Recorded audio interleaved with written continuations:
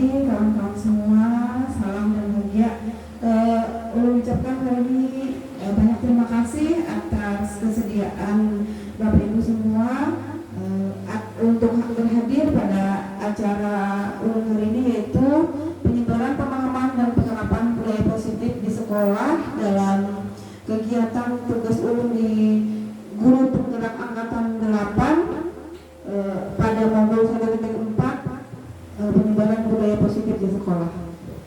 Puji dan syukur kita haturkan kepada Allah Subhanahu Wa Taala, karena dengan rahmatnya jualah kita dapat berkumpul di tempat ini, diberikan kesehatan dan diberikan keleluasaan untuk mengikuti acara pada hari ini. Kemudian salam dan salam juga kita curahkan kepada kita Nabi besar Muhammad Sallallahu Alaihi Wasallam beserta kerabat, sahabat beliau dari dulu sekarang hingga akhir zaman. Yang ulun hormati Kepala Sekolah SD Tarukan Raya Bapak Iskandar SPD, yang ulun hormati rekan-rekan sejawat guru dari SDN Tarukan Raya maupun dari SDN Karya Makmur yang pada hari ini bersedia meluangkan waktu untuk menghadiri acara pada hari ini. Baiklah, sebelumnya perkenalkan, saya Ulun Piasari SPD. Saya adalah calon guru penggerak angkatan 8 dari SDN Tarukan Raya, Kabupaten Baritokuala, Provinsi Kalimantan Selatan. Pada hari ini saya akan memaparkan pengetahuan yang sudah saya dapatkan selama 2 bulan saya mengikuti kegiatan guru penggerak, khususnya pada modul 1.4. Baiklah, untuk memulai acara pada hari ini saya akan membacakan susunan acara. Yang pertama pembukaan, yang kedua sambutan, yang ketiga acara utama yaitu penyebaran pemahaman dan penerapan budaya positif di sekolah, dan yang terakhir penutup. Baiklah, untuk mempersingkat waktu kita mulai pada acara pertama yaitu pembukaan. Untuk membuka acara pada hari ini, marilah kita bersama-sama mengucapkan basmalah. Ya, terima kasih. Mudah-mudahan dengan pembacaan Bismillah tadi, acara pada hari ini dapat berjalan dengan lancar. Nah, kemudian kita memasuki pada acara yang kedua yaitu sambutan. Sambutan ini saya mintakan kepada Bapak Kepala Sekolah, waktu dan tempat dipersilakan.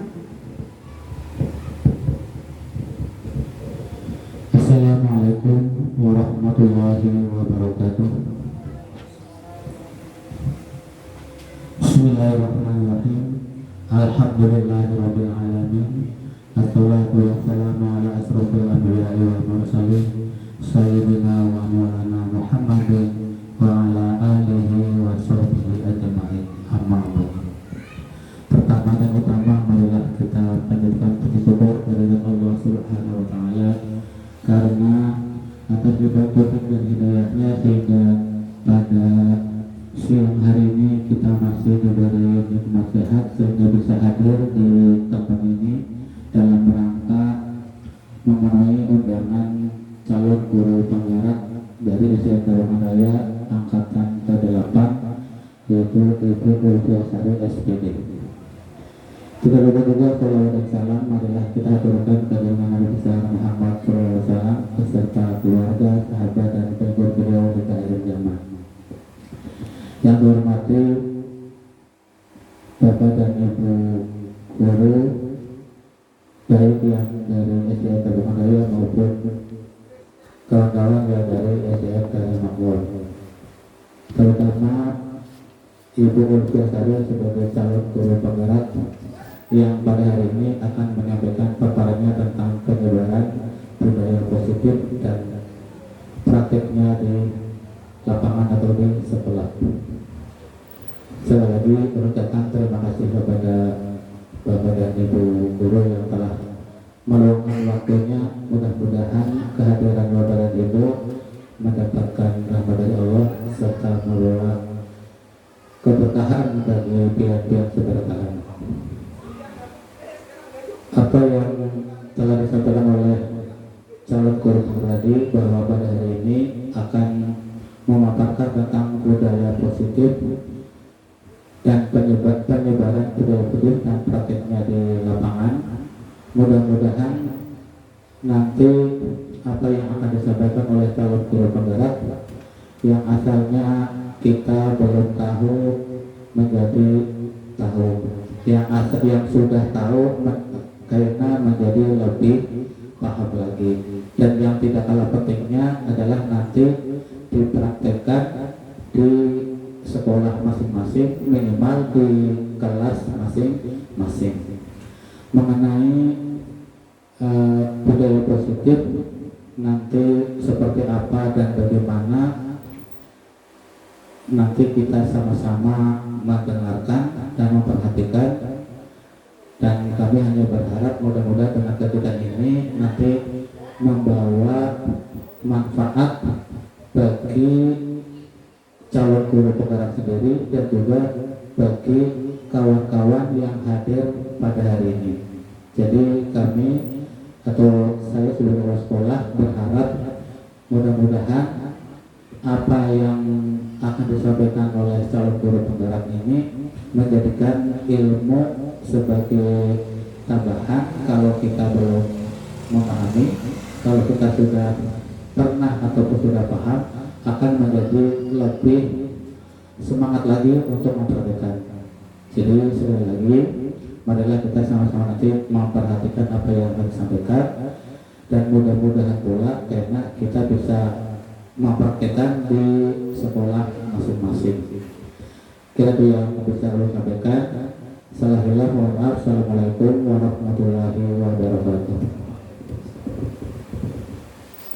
Ya, terima kasih banyak kepada Bapak Kepala Sekolah yang sudah memberikan sambutan tadi. Ya, baiklah, kita masuk kepada acara selanjutnya, yaitu acara inti pada hari ini, penyebaran, pemahaman, dan penerapan budaya positif di sekolah. Sebelumnya saya mohon izin untuk berdiri, Bapak Ibu, di mana pada hari ini saya akan memaparkan tentang budaya pemahaman saya, apa yang sudah saya terima selama pendidikan guru penggerak di angkatan 8. Mohon izin lagi, saya di sini bukan untuk menggurui, saya di sini ingin kita belajar sama-sama tentang apa yang saya dapatkan. Ya, untuk yang pertama saya tadi slide. Nah, di sini judul hari ini adalah penyebaran pemahaman dan penerapan pengalaman budaya positif oleh saya Ulfiya Sari SPD, calon guru penggerak angkatan 8 dari Kabupaten Baritokwala. Tentu Bapak Ibu semua pernah mendengar yang namanya budaya positif. Kira-kira apa sih yang terpenting dalam pikiran Bapak Ibu semua jika mendengar kata-kata budaya positif? Nah, mungkin saya minta salah satu dari rekan-rekan semua untuk bisa memaparkan kira-kira apa sih yang ada di dalam benak Bapak Ibu semua apabila mendengar kata-kata budaya positif. Saya minta untuk Ibu Iin bisa menyampaikan.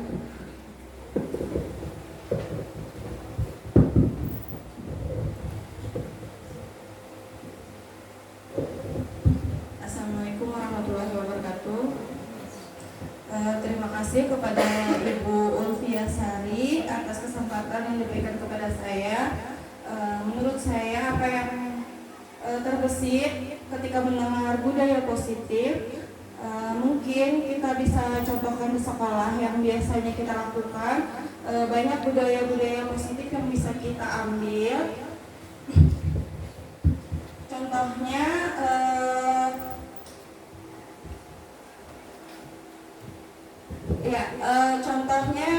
ketika ingin masuk kelas, budaya yang kita terapkan kepada anak-anak sebelum memulai pembelajaran itu berdoa terlebih dahulu. Nah, itu menurut saya budaya yang sangat positif yang bisa kita lakukan di sekolah setiap harinya dan membiasakan anak-anak itu untuk berdoa dulu sebelum memulai pembelajaran. Mungkin itu saja yang dapat saya sampaikan. Terima kasih. Wassalamualaikum warahmatullahi wabarakatuh.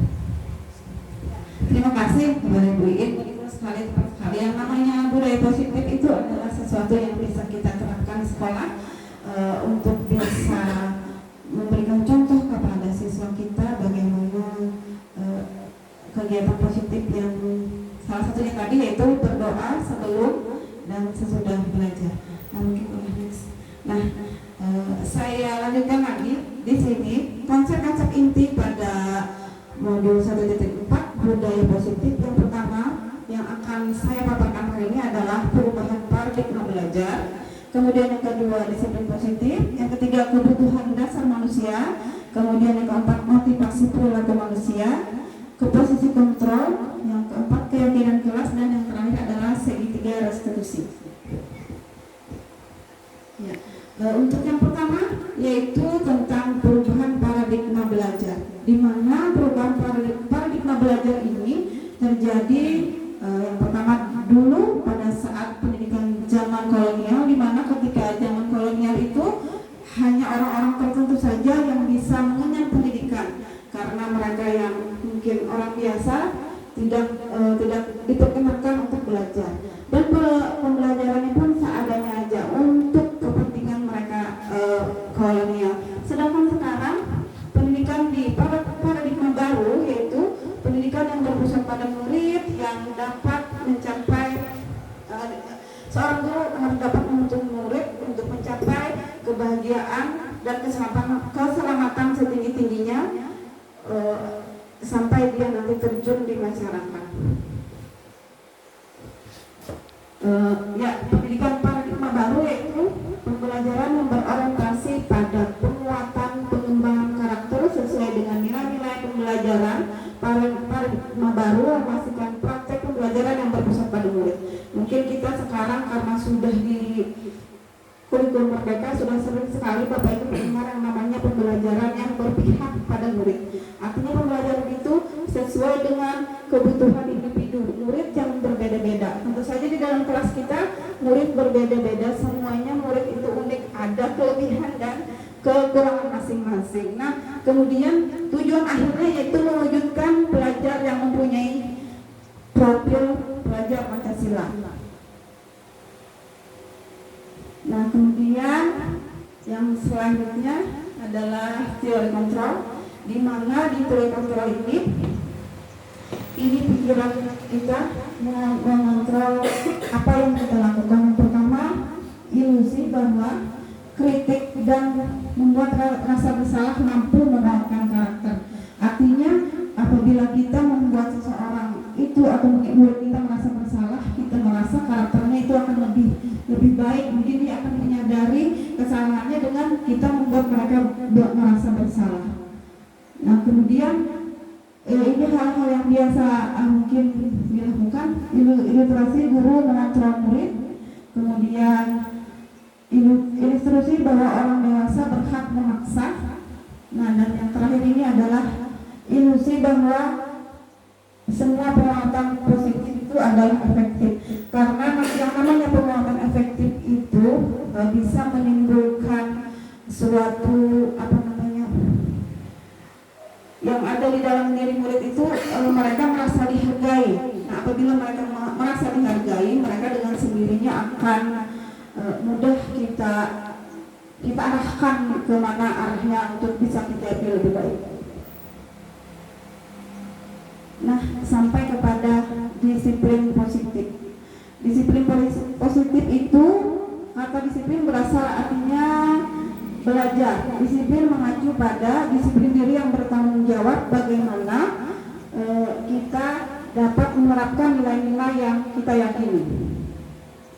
Kemudian yang namanya disiplin positif itu adalah salah satu cara penerapan untuk memberdayakan pendidik tanpa imbalan dan penghargaan. Artinya anak-anak itu mereka mematuhi aturan tanpa dipaksa, tanpa ada penghargaan, tanpa ada ancaman, dan tanpa ada hukuman, karena itu adalah timbul dari kesadaran mereka sendiri yang mereka yakini bahwa mereka melakukan hal itu berarti hal itu adalah baik.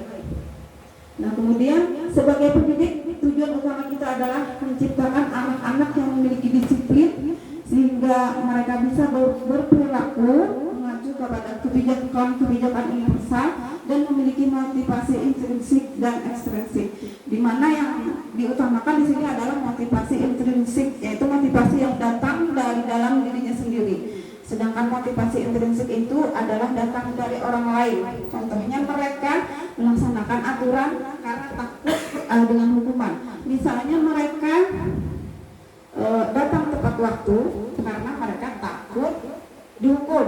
Misalnya kita memberikan hukuman apabila mereka datang terlambat, maka mereka akan berdiri di depan kelas. Nah, apabila motivasi itu hadir seperti itu, maka itu namanya motivasi ekstrinsik dari luar. Tapi apabila mereka meyakini, apabila mereka memang sekolah itu harus datang tepat waktu dari dalam dirinya sendiri, mereka yakin akan nilai itu, maka mereka akan melaksanakannya tanpa paksaan.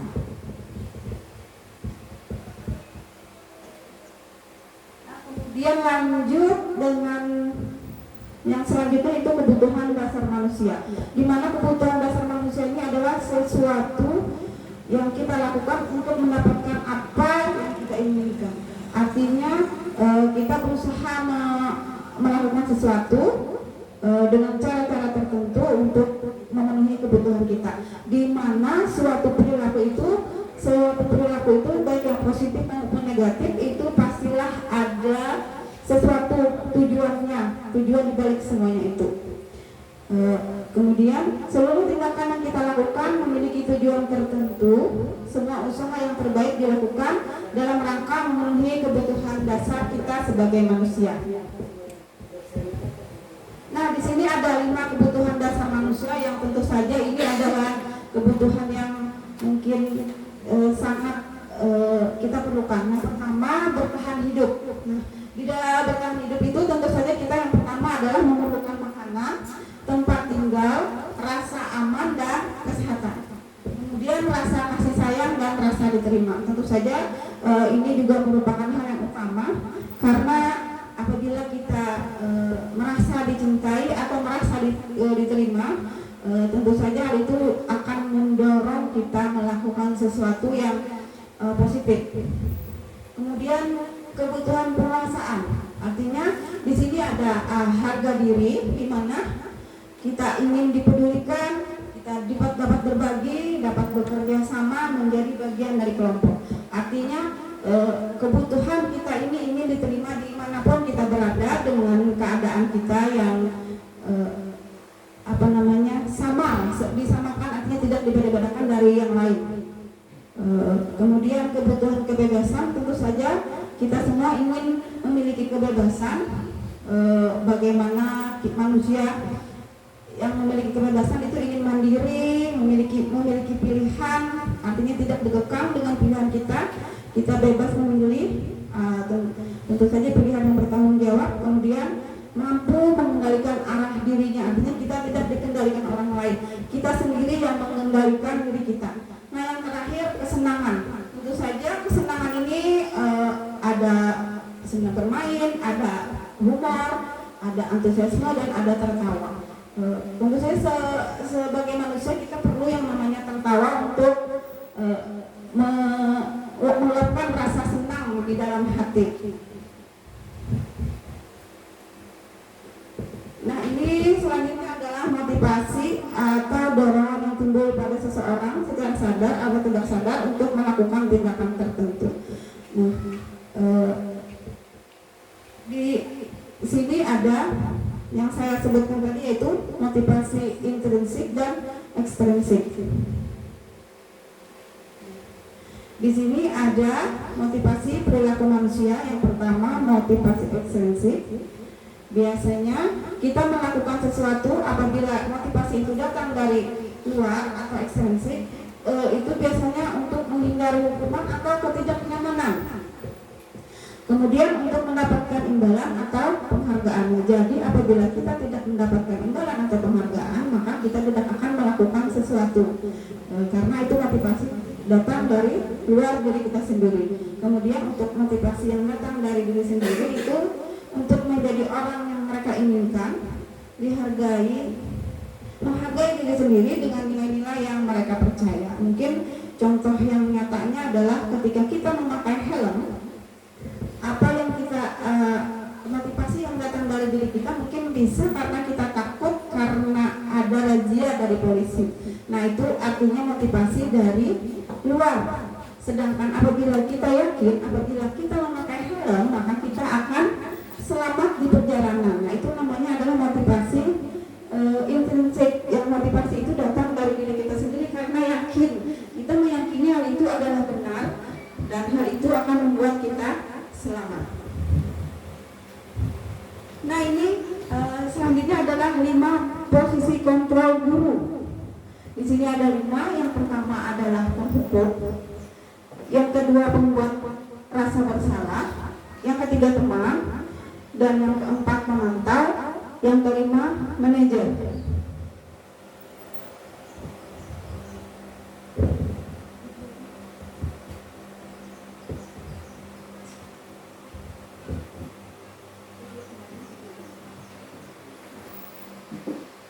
Tentang 5 posisi kontrol guru, Bapak Ibu silakan disimak.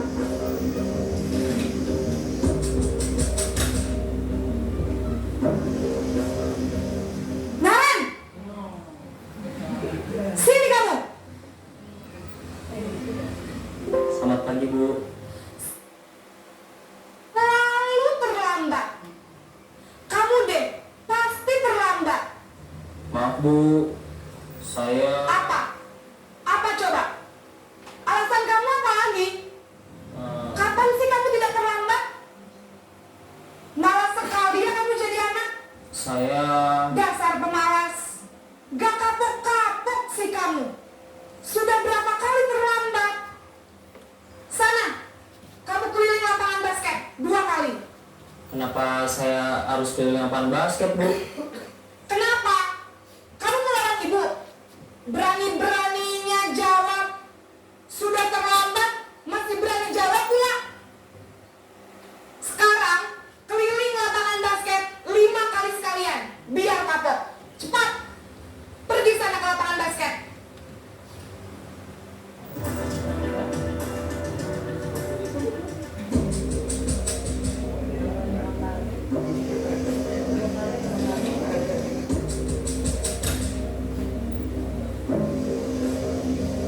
Naren!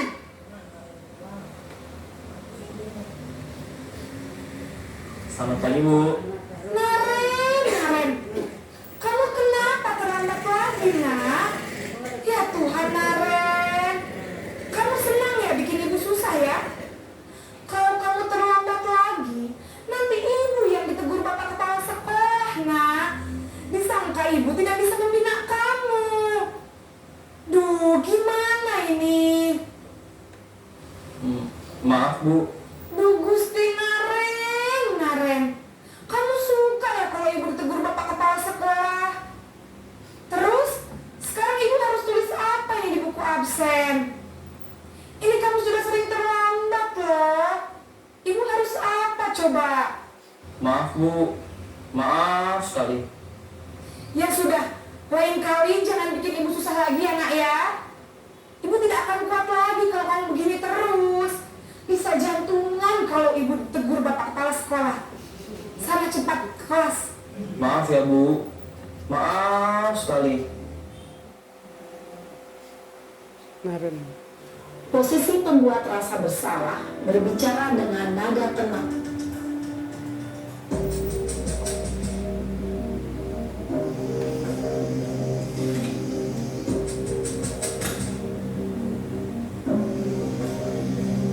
Naren!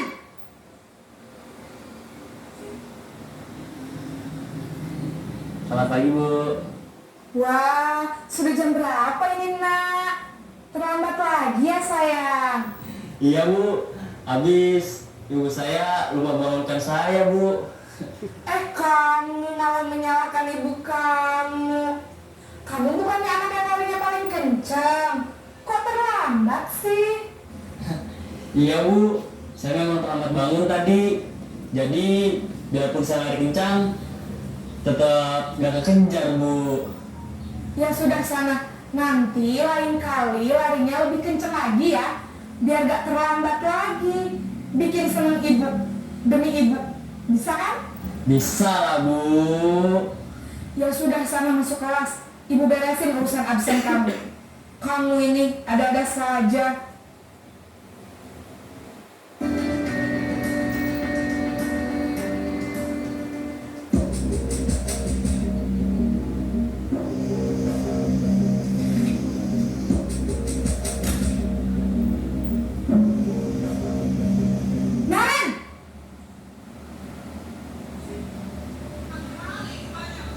Selamat pagi, Bu.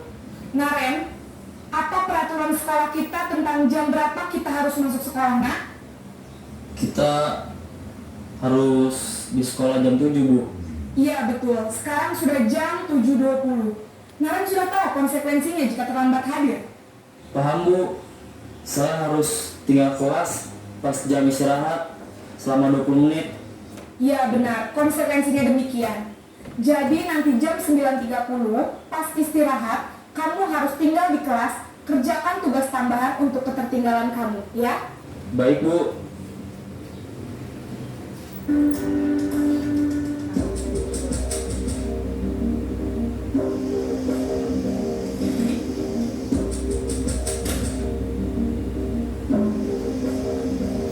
Naren!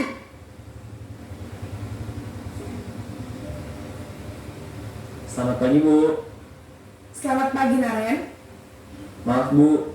Saya terlambat. Iya, sekolah masuknya jam 7, sekarang sudah jam 7.20. Jadi sekarang bagaimana ini, Naren? Maaf, Bu. Saya lupa start alarm saya semalam. Baiklah, menurut kamu, keyakinan sekolah yang mana yang perlu kamu tingkatkan? Menghargai diri sendiri dan orang lain mungkin ya, Bu. Setuju. Jadi, apakah Naren meyakini prinsip saling menghormati tersebut? Iya, Bu. Saya meyakininya. Apakah Naren bersedia memperbaiki masalah keterlambatan ini? Bersedia, Bu. Bagaimana kamu akan perbaiki masalah keterlambatan ini? Saya akan coba untuk tidak lupa menyetel alarm saya, Bu. Baik, kalau Naren lupa menyetel alarm di rumah, ada orang yang kira-kira bisa bantu mengingatkan tidak? Ada, Bu. Kakak saya, Kak Emma. Ada lagi selain Kak Emma? Selain Kak Emma, ada ibu saya. Baik, jadi yang mengingatkan Naren adalah Kak Emma dan ibu kamu, ya? Kira-kira akan mulai setel alarm kapan nih, Naren? Setelah pulang sekolah, akan segera saya lakukan. Baik, jadi Naren akan setel alarm untuk bangun besok pagi dan akan diingatkan oleh kakak dan ibunda Naren, ya? Ada lagi yang mungkin perlu dilakukan, Naren? Agar tidak terlambat bangun lagi. Tidak ada, Bu. Baik, Naren. Terima kasih untuk kerjasama kamu. Sekarang kamu perlu kembali ke kelas untuk belajar. Baik, Bu. Terima kasih.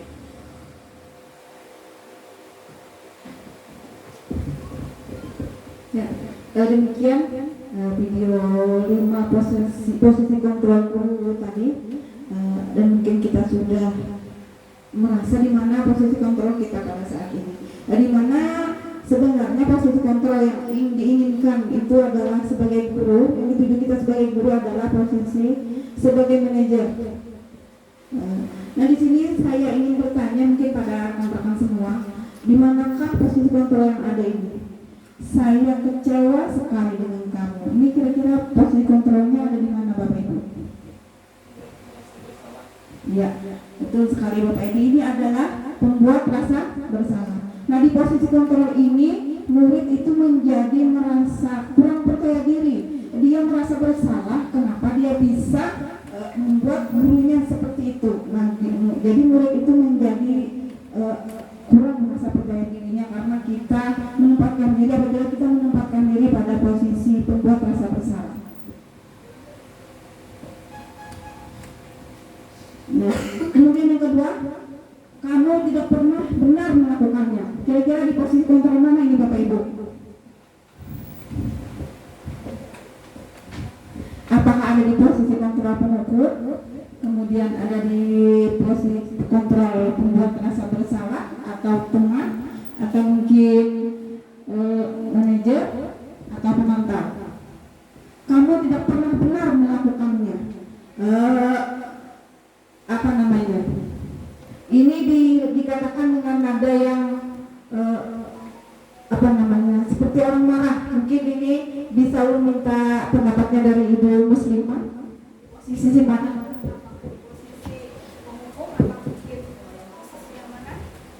Kayaknya posisi pengukur. Tepat sekali, Bu. Ini memang berada di posisi pengukur karena guru mengucapkannya dengan nada yang tinggi sehingga murid di posisi ini mereka akan merasa takut dan mungkin mereka akan mematuhi apa yang kita suruh dengan terpaksa karena tidak timbul dari dalam dirinya sendiri. Nah, ini mungkin posisi yang terbaik. Apa rencanamu untuk menyelesaikan masalah ini? Mungkin Bapak Ibu sudah, ya betul sekali bersama, ada di posisi guru sebagai manajer. Karena kita menanyakan kepada mereka, mereka sudah mengakui kesalahannya, kemudian kita tanyakan apa yang dapat mereka lakukan untuk memperbaiki kesalahannya sehingga di kemudian hari kesalahan yang sama tidak akan mereka lakukan lagi. Nah, ini ayolah lakukan ini Bapak Ibu guru ya. Mungkin ulun minta pendapat dari Bapak Hendra, kira-kira ini posisi kontrol di mana Pak? Mungkin pendapat dulu dari posisi teman, sebagai teman. Betul sekali Pak, ini memang posisi guru sebagai teman. Karena di posisi ini kita menempatkan diri kita sebagai teman mereka merasa nyaman dengan kita. Namun kekurangannya dari posisi kontrol sebagai teman ini, murid ini tuh Pak akan tergantung kepada kita. Mereka akan apabila tidak ada kita, mereka berpotensi untuk kembali melakukan kesalahan yang sama karena mereka merasa kita ini adalah sebagai pelindungnya. Jadi apabila kita tidak ada, maka mereka berpotensi akan kembali melakukan kesalahan yang sama. Nah, kemudian ini kamu tidak pernah mendapat nilai jika mengerjakan tugas. Nah, ini sama Bapak Ibu, ini adalah di posisi penghukum. Artinya kita sudah menjadi anak sebelum kita mengetahui apa sih sebenarnya yang menyebabkan mereka tidak mengerjakan tugas dari kita. Nah, ini ada punya ice breaking Bapak Ibu. Ice breaking ini meminta biar semua berdiri, yang laki-laki berdiri bersama laki-laki dan yang perempuan juga berdiri berbaris sama-sama perempuan. Ulun akan memandu ice breakingnya Mbak Ijit.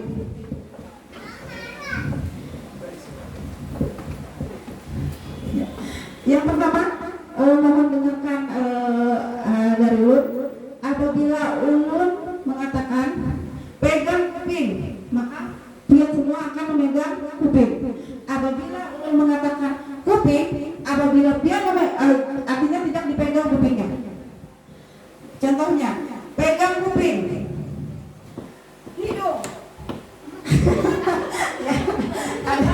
Biar konsentrasi dengarkan dari Ulun. Apabila katanya ada kata pegang, berarti dia pegang. Bila tidak, berarti dia kata-katanya tidak ada kata pegang, berarti tidak dipegang. Ya, sudah siap? Ya. Yang pertama, pegang kepala, pegang telinga, pegang hidung, kepala. Masih kurang konsentrasi, kita ulang lagi sekali. Pegang mata, pegang kepala, mata. Nah, ya sudah konsentrasi. Satu kali lagi. Pegang mulut. Ya, betul. Kemudian pegang kepala, hidung. Wah, sudah konsentrasi semuanya. Kemudian saya minta bisa tangannya di depan temannya, di punggung temannya. Ya boleh, biar dipijit-pijit temannya, boleh dipijit temannya. Iya. Iya. Kemudian boleh biar berbalik lagi ke sebelah sana Bu, arahnya. Iya, gantian Bu, pegang temannya, dipijit-pijit temannya. Bapak, iya. Iya, terima kasih Bapak Ibu sudah melaksanakan SDK. Kembali mohon dapat duduk di tempat yang semua.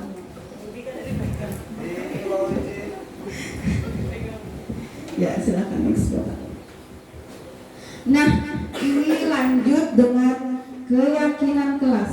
Mengapa keyakinan kelas bukan peraturan kelas?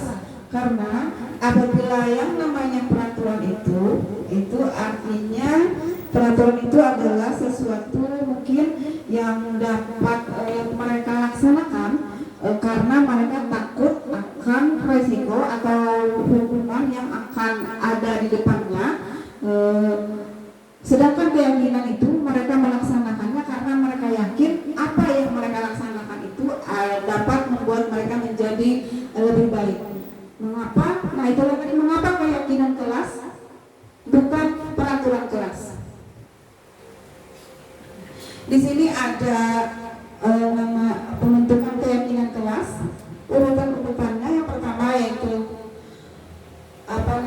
bersifat abstrak. Di mana keyakinan kelas ini bersifat abstrak, kemudian dibuat dalam pernyataan positif, kemudian dibuat dengan kata yang pendek saja sehingga mudah untuk diingat, kemudian disesuaikan dengan keadaan sekolah kita sehingga mudah diterapkan, dan yang terakhir yang paling penting keyakinan kelas ini harus pembuatannya harus melibatkan semua warga sekolah. Nah, ini ada prosesnya. Yang pertama membuat keyakinan kelas. Yang pertama itu berdiskusi. Guru berdiskusi dulu dengan siswa tentang peraturan kelas. Artinya peraturan yang seperti apa yang mereka inginkan di dalam kelas. Kita tanyakan kepada mereka, mungkin bisa dengan kartu atau mungkin dengan kertas warna-warni yang mereka bisa menulis apa yang mereka inginkan di dalam kertas itu. Kemudian yang kedua merumuskan tentang peraturan kelas, artinya peraturan kelas yang seperti apa yang mereka inginkan. Karena biasanya peraturan itu apabila datang dari diri kita sendiri, kita akan lebih bertanggung jawab untuk melaksanakannya. Kemudian setelah jadi peraturan kelas itu, maka akan dinaikkan menjadi keyakinan kelas. Dan yang terakhir akan ditempel menjadi sebuah keyakinan kelas. Mungkin dulu waktu kita zaman sekolah kita dulu tidak ada yang namanya keyakinan kelas ini, Bu. Nanti dulu yang ada namanya itu tata tertib atau peraturan kelas yang harus ditaati dan harus dilaksanakan. Saya pun keyakinan kelas ini baru saya dapatkan di pada titik 4 ini di pendidikan guru penggerak, dan alhamdulillah saya sangat bersyukur dengan pendidikan guru penggerak ini. Banyak sekali ilmu yang saya dapatkan yang mudah-mudahan bisa saya terapkan untuk kemajuan sekolah kami pada khususnya dan mungkin berharap untuk kemajuan kecamatan pendidikan di Kecamatan Padukan pada umumnya.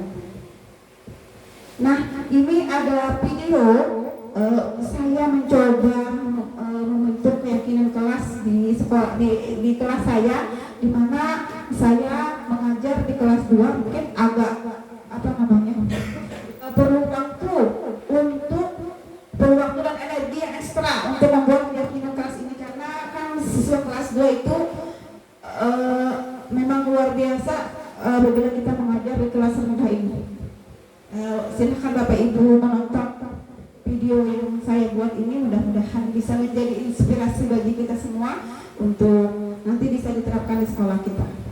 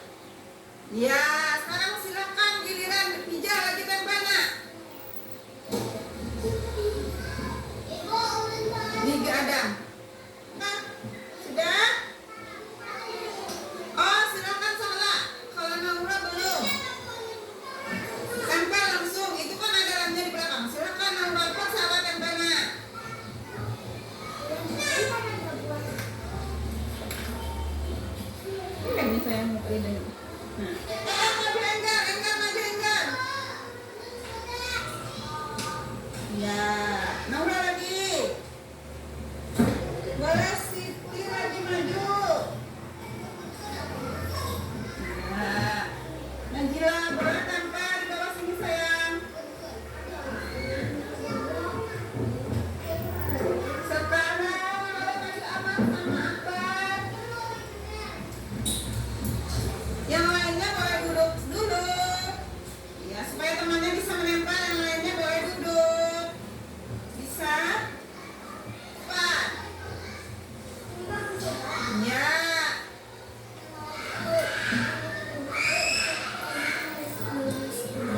Boleh, Mas. Tulis. Boleh, nama boleh di bawahnya. Silakan ditempel sini. Ya. Sekarang ada lagi ada. Ada.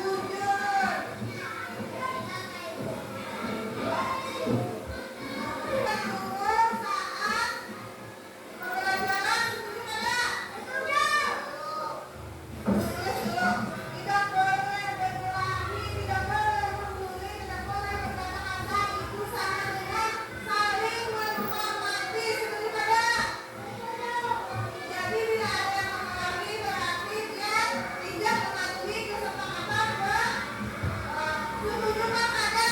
Dia saling menghormati.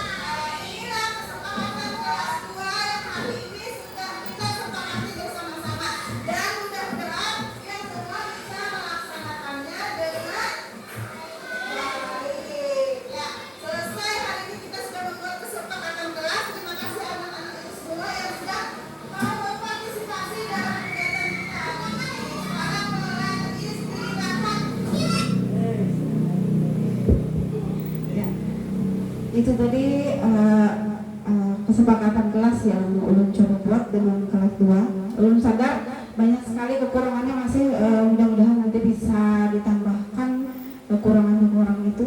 Nah, dari kesepakatan kelas kami tadi, maka akan dinaikkan menjadi keyakinan kelas dengan kata-kata yang lebih positif. Mungkin seperti ini. Yang pertama, berdoa sesudah dan sebelum belajar. Yang kedua, disiplin dan tepat waktu. Yang ketiga, tertib dalam belajar. Yang keempat, menjaga kebersihan diri sendiri, kemudian kebersihan kelas dan kebersihan lingkungan sekolah. Mungkin dari mereka tadi paparannya mereka hanya di kelas saja, maka akan dinaikkan ke keyakinan agar mereka bisa menjaga kebersihan diri mereka, kebersihan lingkungan kelas, dan tentu saja kebersihan lingkungan sekolah, sehingga di mana saja mereka berada mereka bisa menjadi orang yang bisa mencintai kebersihan. Kemudian kelima, mengerjakan tugas dengan jujur. Mungkin di sana tadi mereka ada punya impian tidak boleh mencontek. Nah, itu kata-katanya dinaikkan dengan kata-kata yang lebih positif lagi dengan mengerjakan tugas dengan jujur. Yang keenam, saling menghormati. Mereka di sana mungkin kata-kata dari mereka itu tidak boleh berkelahi, tidak boleh berkata kasar. Artinya itu dinaikkan dengan saling menghormati. Kemudian yang ketujuh, berbicara dengan sopan. Ini ulun tambahkan karena menurut ulun ini perlu ditambahkan karena siswa-siswa sekarang ini mereka berbicara itu tidak tidak merasa bahwa apa yang mereka bicarakan itu sebenarnya tidak sopan, sebenarnya sangat tidak baik. Mungkin mereka bisa juga terpengaruh dengan hal-hal yang mereka tonton atau mungkin permainan game yang mereka mainkan di rumah. Ya, itulah tadi Bapak Ibu kesepakatan kelas yang sudah kami buat. Kemudian kita next yang selanjutnya yaitu VG3 restitusi, di mana VG3 restitusi ini adalah suatu proses dialog yang dilakukan oleh guru agar dapat menghasilkan siswa yang berkarakter. Berkarakter ini yaitu yang mandiri dan bertanggung jawab.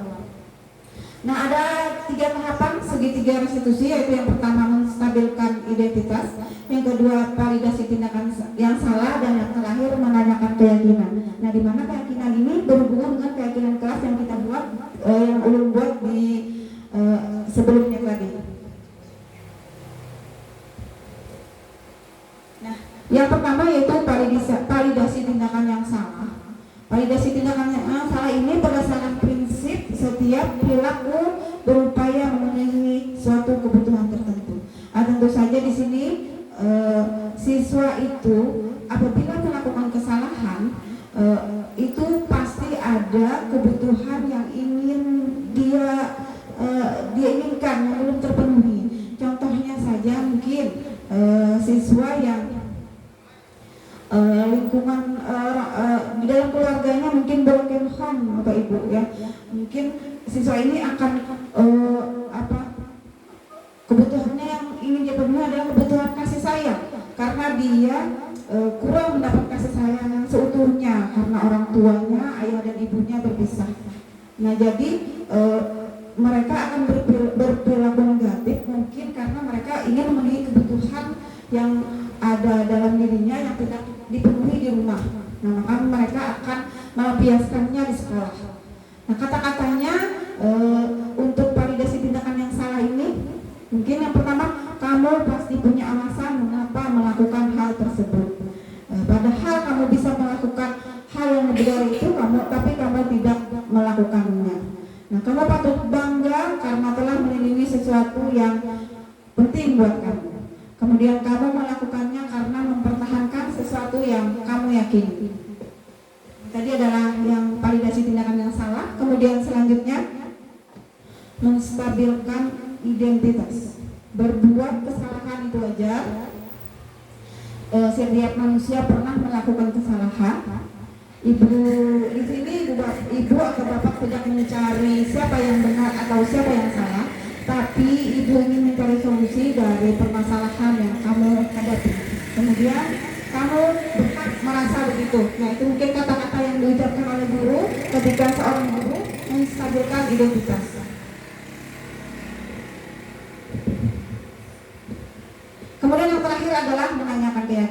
di mana menanyakan keyakinan ini adalah berdasarkan prinsip teori kontrol bahwa pada dasarnya kita termotivasi secara intrinsik. Artinya kita termotivasi dengan keyakinan kita bahwa kita yakin itu sesuatu yang kita lakukan itu bermanfaat, sesuatu yang kita lakukan itu adalah benar, dan sesuatu yang kita lakukan itu harus kita lakukan yang menimbulkan sesuatu yang positif nantinya untuk kita sendiri. Kata-kata yang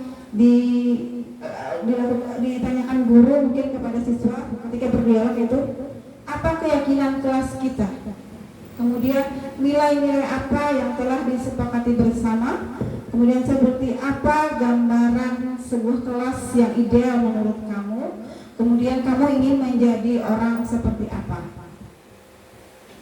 Nah, itulah tadi 3 langkah segitiga restitusi, dan di sini saya punya video kembali. Mudah-mudahan pian semua kada bosan melihat video ulun yang editan orang hanya bisa ngedit. Bapak Ibu lah, ini adalah video penerapan segitiga restitusi yang ulun lakukan kepada anak ulun kelas 2 yang bernama Siti Bilqis. Silahkan Bapak Ibu dilihat videonya. Pagi Bilqis. Selamat pagi, Bu. Sudah istirahat, Nak? Sudah, Bu. Sudah. Bilqis, kamu tidak, Nak? Selamat pagi Bilqis. Selamat pagi, Bu. Sudah istirahat, Nak? Sudah, Bu. Sudah. Bilqis, kamu tidak, Nak?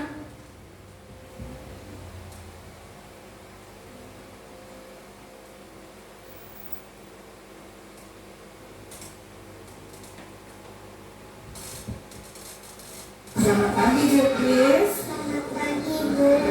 Sudah istirahat, Nak? Sudah, Bu. Sudah.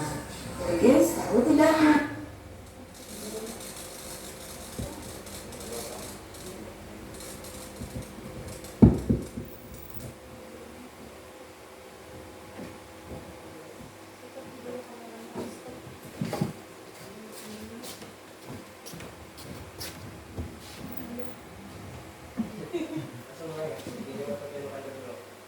Ya, silahkan Bapak Ibu dilihat video penerapan segitiga restitusi yang ulun laksanakan bersama anak murid ulun kelas 2. Pagi Bilqis. Selamat pagi, Bu. Sudah istirahat, Nak?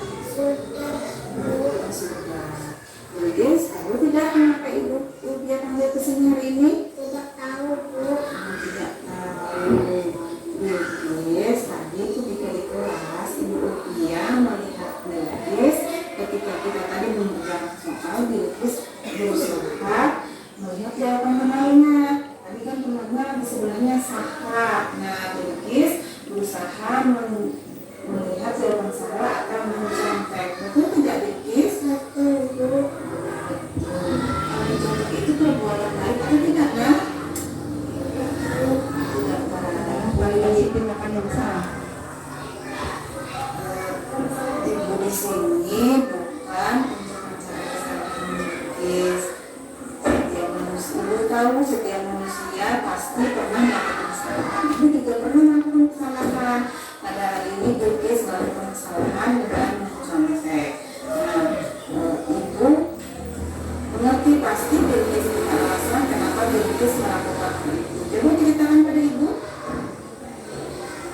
Langkah mengesalahan Bilqis mencontek. Bagaimana saya tidak belajar, Bu? Oh, tidak belajar. Kenapa Bilqis tidak belajar? Saya banyak main game di HP. Ya, karena Bilqis kebanyakan main game di HP, kemudian Bilqis tidak belajar dan Bilqis tidak dapat menjawab soal. Kemudian Bilqis mencontek. Ingat tidak keyakinan kelas yang sudah kita buat sejak pertemuan awal dulu? Ingat. Apa keyakinan kelas itu? Jujur dalam Belajar. ya, Bilqis yakin sifat jujur itu sangat penting dalam hidup kita. Sifat jujur itu sangat diperlukan dalam hidup kita. Kalau Bilqis sudah yakin kira-kira yang harus Bilqis lakukan supaya Bilqis tidak mengganggu lagi? Apa? Karena perbuatan menjaga itu adalah perbuatan yang tidak muncul. Kira-kira apa yang bisa Bilqis lakukan? Ya, belajar. Terus apa lagi, Nak? Mengerjakan. Iya, mengerjakan semuanya. Oke, kemudian apa lagi, Nak? Berdoa kepada Allah. Iya, betul, berdoa kepada Allah. Oke, Bilqis sudah tahu apa yang harus Bilqis lakukan. Sekarang pertanyaannya, kapan Bilqis akan mulai melakukan apa yang Bilqis katakan tadi? Mulai hari ini. Baik, mulai hari ini Bilqis akan melakukan apa yang Bilqis katakan tadi. Belajar, mengerjakan sesuai kemampuan dan berdoa kepada Allah. Ya, terima kasih Bilqis.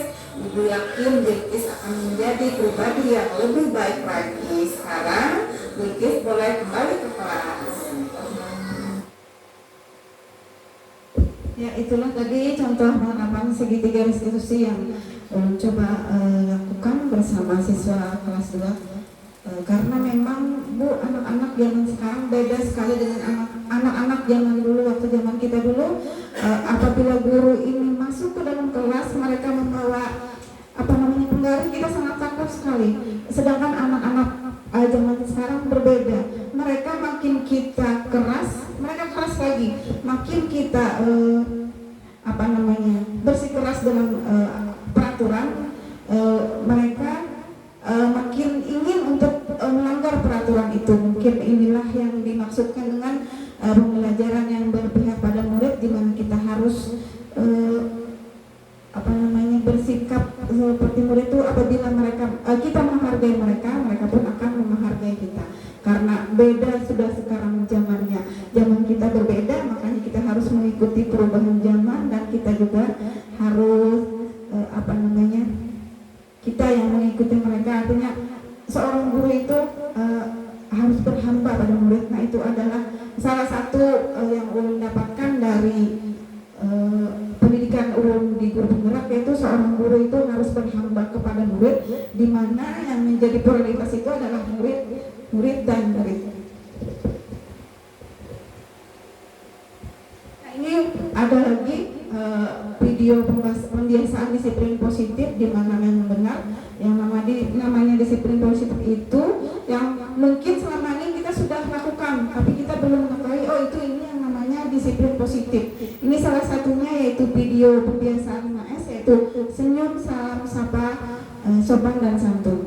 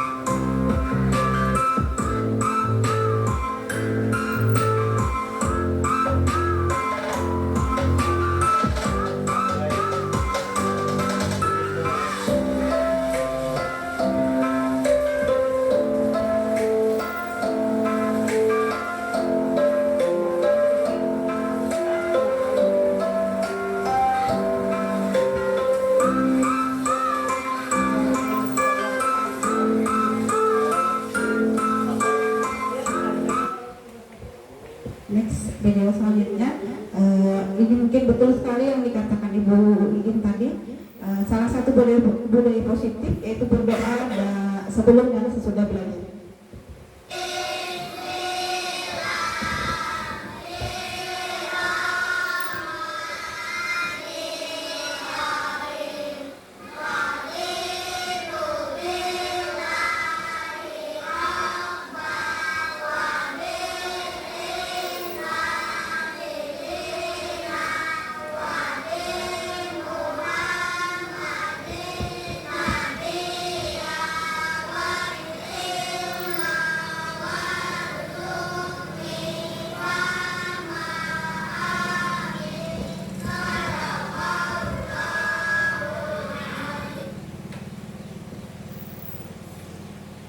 Nah, ini salah satu juga yang pernah saya lakukan di aksi nyata modul 1.1, yaitu filosofi Ki Hajar Dewantara, di mana guru itu harus melaksanakan pembelajaran sesuai dengan kodrat alam dan kodrat zaman, di mana kodrat alam anak-anak ini memang biasanya mereka suka bermain. Nah, maka saya memasukkan permainan ke dalam pembelajaran. Kebetulan ini materinya adalah tentang jam, Bapak Ibu.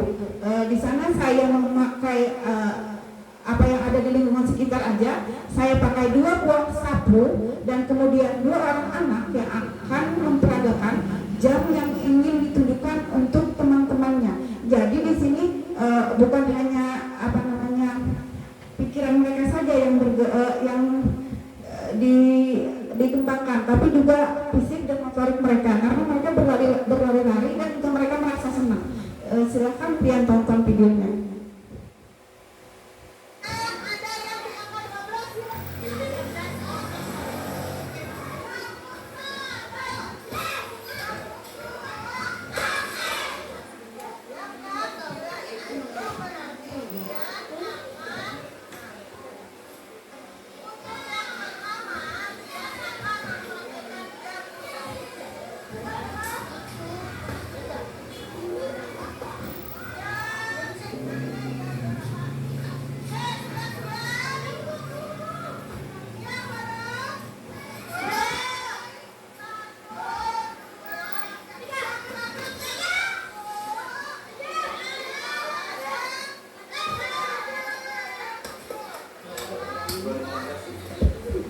Itu kebetulan video mereka menunjukkan jam, tapi jamnya jam yang belum ada menitnya, Bapak. Kebetulan itu jam 7 tepat waktunya. Nah, itu jam 9.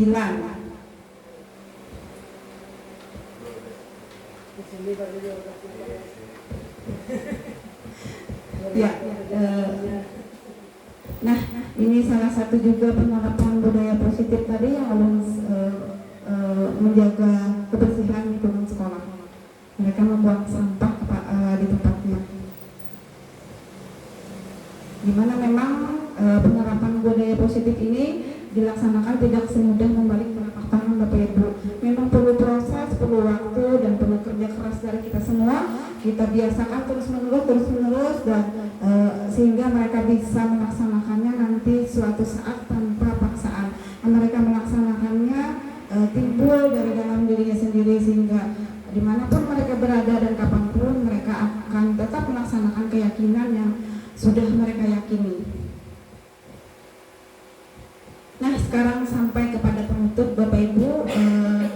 Untuk penutup hari ini mungkin yang bisa ulun sampaikan dalam penerapan program disiplin budaya positif, hendaknya guru memiliki kepribadian sosial, profesional yang baik, di mana guru mampu merefleksi diri dalam posisi kontrol saat ini, bagaimana perjalanan diri sebagai among atau manajer yang menuntun murid-muridnya menjadi insan mandiri, merdeka, dan bertanggung jawab. Mungkin ini berhubungan dengan kurikulum merdeka saat ini, yaitu pendidikan yang berpihak pada murid, di mana guru itu melaksanakan pembelajaran harus sesuai dengan kebutuhan individu masing-masing, yang memang murid itu punya keunikan masing-masing, mereka punya kelebihan dan kekurangannya masing-masing. Mungkin satu siswa ada memiliki kelebihan di bidang mungkin mereka mempunyai pengetahuan yang lebih tinggi, tapi mungkin ada juga murid yang pengetahuannya biasa-biasa saja, tapi dia punya potensi di bidang olahraga. Nah, di sana disitulah tugas guru untuk mengembangkan potensi yang ada pada siswa masing-masing. Nah, akhirnya sampai pada ucapan terima kasih. Kemudian saya Ulum Biasari SPD sebagai calon guru penggerak angkatan 8. Mungkin ada yang tertinggal Bapak Ibu. Salah satu bukan sesi tanya jawab dulu, mungkin ada yang ingin ditanyakan. Dari hasil pemaparan Ulum tadi, Ulum merasa memang banyak sekali kekurangannya. Ulum minta mungkin penguatan, mungkin tambahan apa yang Ulum sampaikan tadi agar bisa lebih baik lagi di masa yang akan datang. Mungkin Ulum minta tanggapan dari Bapak Edi Hartono selaku beliau adalah guru penggerak angkatan 6 yang sudah mempunyai pengalaman tentu saja lebih banyak dan lebih bagus dari saya.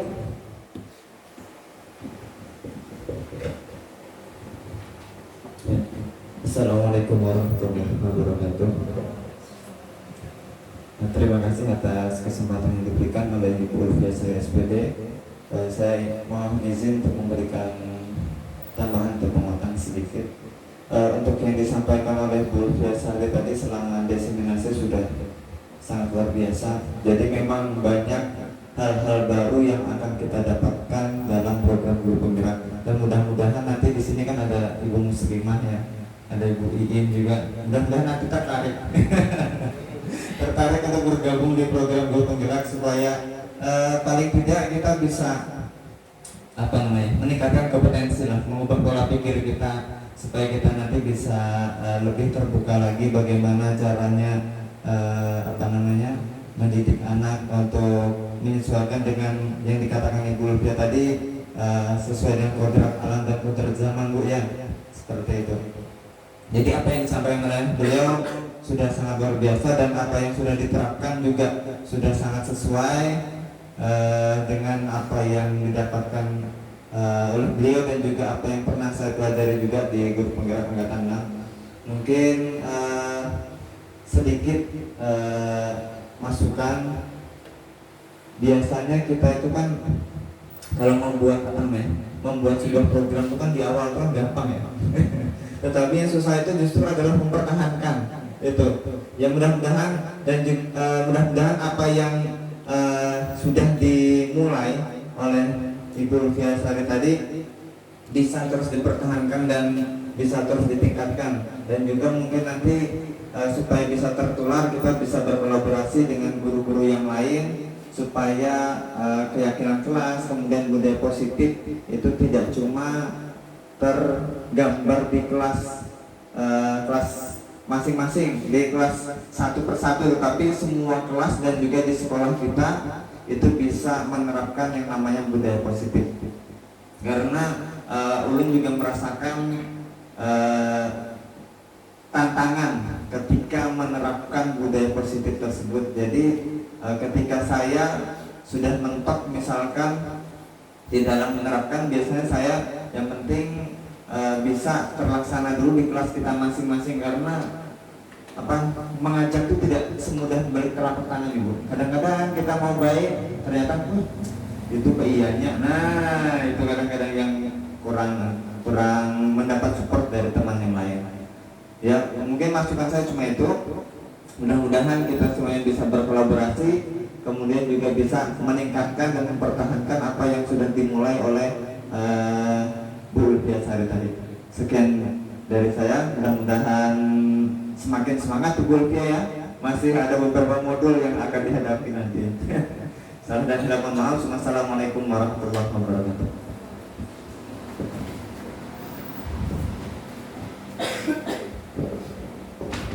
Ya, terima kasih Bapak Edi Hartono yang sudah memberikan penguatan dan tambahan untuk saya.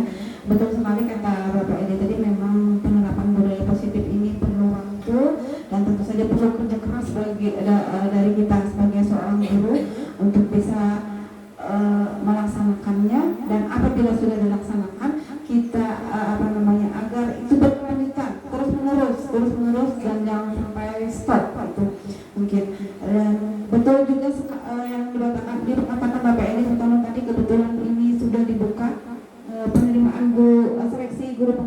10. Mudah-mudahan teman-teman yang dari Karang Makmur berminat dan semangat, karena guru penggerak ini bukan ingin kita bersaing, bukan. Kita bersama-sama berkolaborasi bagaimana kita menciptakan pembelajaran yang dapat berpusat pada murid, dan yang diinginkan adalah seorang guru yang ingin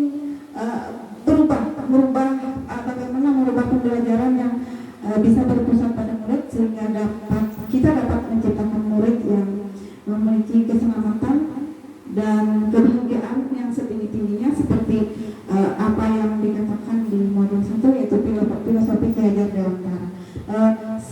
Kemudian ulun sekali lagi mengucapkan banyak-banyak terima kasih atas kehadiran Bapak Ibu semuanya pada hari ini. Kemudian saya mohon maaf yang sebesar-besarnya apabila hari ini ada kata-kata saya yang salah, mungkin ada tingkah laku saya yang tidak mengenakan di hati Bapak Ibu semua. Saya tutup dengan ribuan terima kasih. Assalamualaikum